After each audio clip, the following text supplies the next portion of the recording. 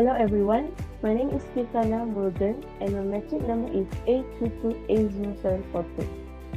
Today, we will discuss topic 3, humans and animals will be replaced by robots in the future for search and rescue teams.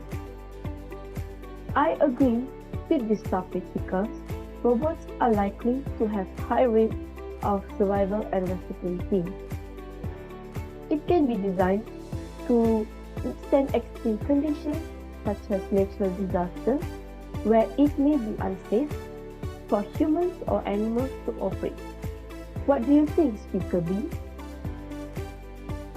Hi and hello, my name is Muhammad Hafiz bin Amizu. My matrix number is A82A0329.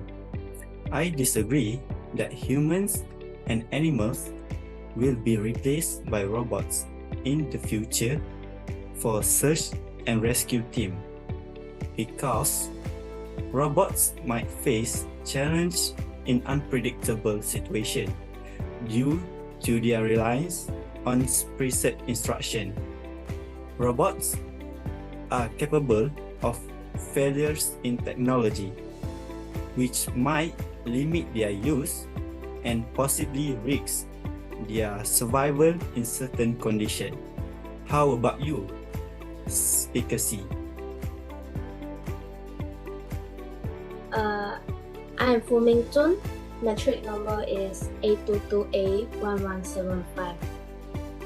I agree that humans and animals will be replaced by robots in the future for search and rescue team. It is because robots are less expensive to maintain and can travel further and longer than humans in the same amount of time. They are less likely to be affected by emotion and fatigue, this allowing them to stay focused on the task. So, robots can be programmed to perform tasks that are dangerous for humans and animals. How about you, Speaker D? Hello, my name is Ashraf Radif. My metric number is A22A0389. So, actually, I disagree with the statement human and animal will be replaced by robot in the future for search and rescue team.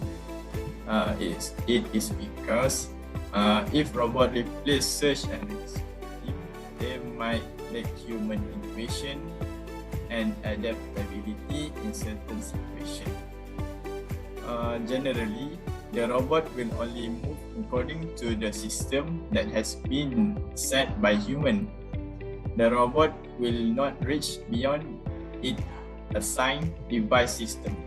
So, this causes the robot to not be able to anticipate the immediate result need in search and rescue work.